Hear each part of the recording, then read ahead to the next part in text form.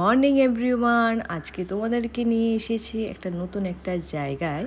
সেটা কোথায় আর এই মন্দিরটার ব্যাপারে তোমরা অনেকে হয়তো জানো বা অনেকে জানো না। চলো তোমাদের সাথে এই মন্দিরটার ব্যাপারে অনেক কিছু শেয়ার করব।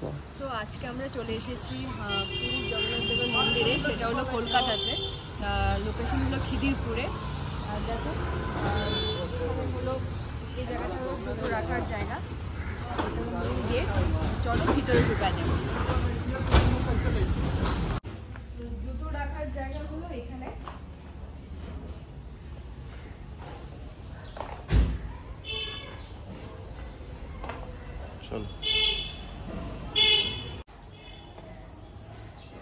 আর এটা হলো মা বাটমঙ্গলা মন্দির। এটা পুজো টুজো হয়।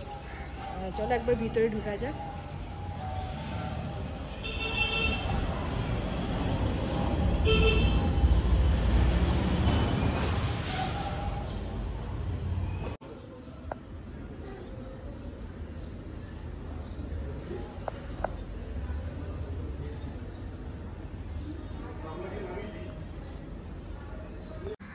পুরীর গেটের সামনে ছিল, সেম এখানেও করা রয়েছে।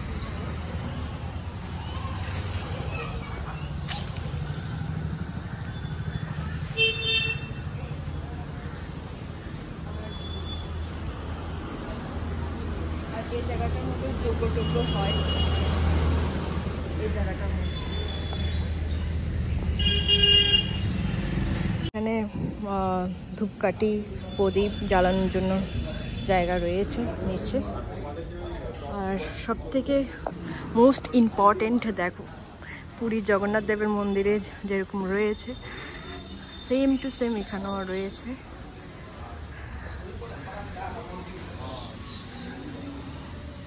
এই হলো গেটটা।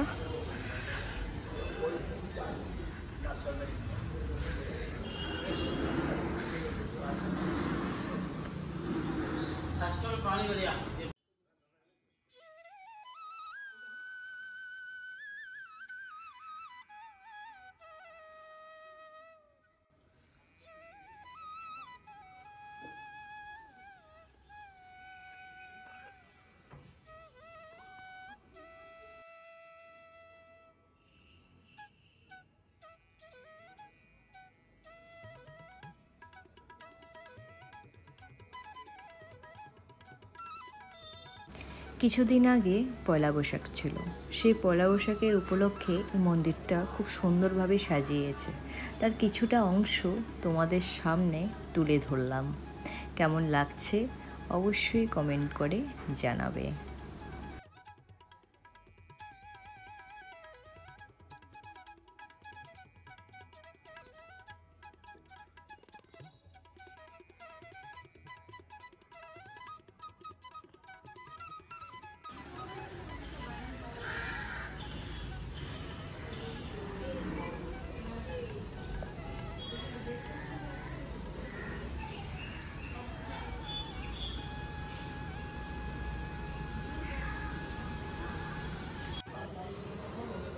মন্দিরটা বেশ বড়ই আছে।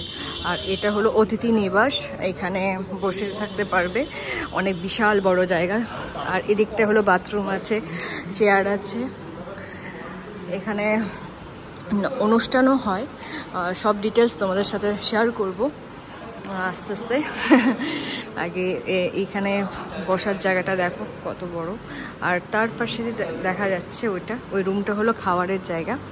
তোমরা দেখেছো, ওটা অনেক বিশাল বড়। এত দূর থেকে এসেও মন্দিরে দর্শন করতে পারলাম না। মন্দিরের গেট বন্ধ হয়ে গেছে। এখন অপেক্ষা করতে হবে। আর এখন আমরা খেয়ে নেব ভোগটা 1টার থেকে শুরু হয় 2টো অবধি, যতক্ষণ লোক থাকে আর। তো এখন আগে ভোগটা খেয়ে নিই, তারপরে মন্দিরটা দর্শন করব, কারণ একটু লেট হয়ে গেছে আমাদের। আর এখানে তো দুপুরবেলা 12টার সময় যদি আসা হয় তাহলে একদম সুন্দরভাবে দেখা যায়। তো আমাদের একটু ভুল হয়ে গেছে। আমরা ভেবেছি হয়তো 1টা অবধি খোলা থাকবে, 1টার আগেই বন্ধ হয়ে গেল। যাই হোক, ভোগটা খেয়ে তারপর কিছুক্ষণ অপেক্ষা করব, তারপর তোর মন্দিরটা খুলে নেবে প্রায় 2 ঘন্টা পর। মহাপ্রসাদ কুপন পাওয়া যায়, আমরা কালকে বুক করেছিলাম, এখন ক্যাশ টাকাটা দিচ্ছি। আর তার পাশে রয়েছে পুজোর সামগ্রী, সব কিছু ডালা টালা পাওয়া যায়, এখন বন্ধ হয়ে গেছে, এখন একটা বেজে গেছে। যাই হোক, ওদের থেকে কিছু একটার থেকে খাবার আরম্ভ হয়। পার্সেল হয়। কোন দিকে যাবো? কোন দিকে যাবো? ওই যে মণ্ডপটা দেখছেন, মণ্ডপের অপোজিট।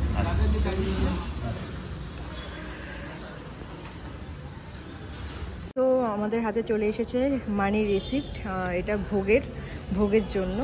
এটা দেখিয়ে খাবারটা খেতে দেবে। এই হলো গেট, ভিতরে খাওয়া দাওয়ার জায়গা। আর তোমরা চাইলে আগের দিন এটা ফোন করে বুকিং করতে পারো, বা এখানে এসে খুব তাড়াতাড়ি আসতে হবে, এসেও বুক করতে পারো। তো চলো খাওয়া যাক, আর কি খাবার দিচ্ছে সব কিছু তোমাদের সাথে শেয়ার করছি, চলো। আমরা চলে এসেছি এবার জগন্নাথ দেবের ভোগ খেতে। এই চেয়ার টেবিলটা দেখে ভীষণ ভালো লাগলো। যারা নিচে বসতে পারে না তারাও আসতে পারবে, বসে খেতে পারবে। যারা বয়স্করা আছে, দাদু ঠাকুমা দিদা, ওরা সবাই আসতে পারবে। এবার আমাদের থালায় পড়েছে লেবু, লঙ্কা, নুন আর সঙ্গে জল।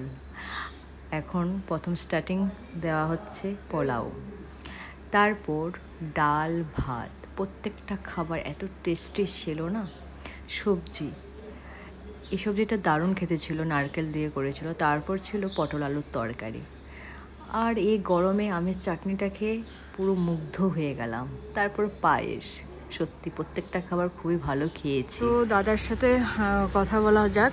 মন্দিরটার টাইম কখন? জয় জগন্নাথ। জয় জগন্নাথ। মন্দিরটার টাইমিং হচ্ছে সকাল 6টা থেকে দুপুর 1টা অবধি, আবার বিকাল 4টে থেকে রাত 9টা অবধি। আর এখানে কি কি ফেসিলিটি আছে, মানে খাবার? ফ্যাসিলিটি, খাবার থাকার দুটোরই ফ্যাসিলিটি আছে।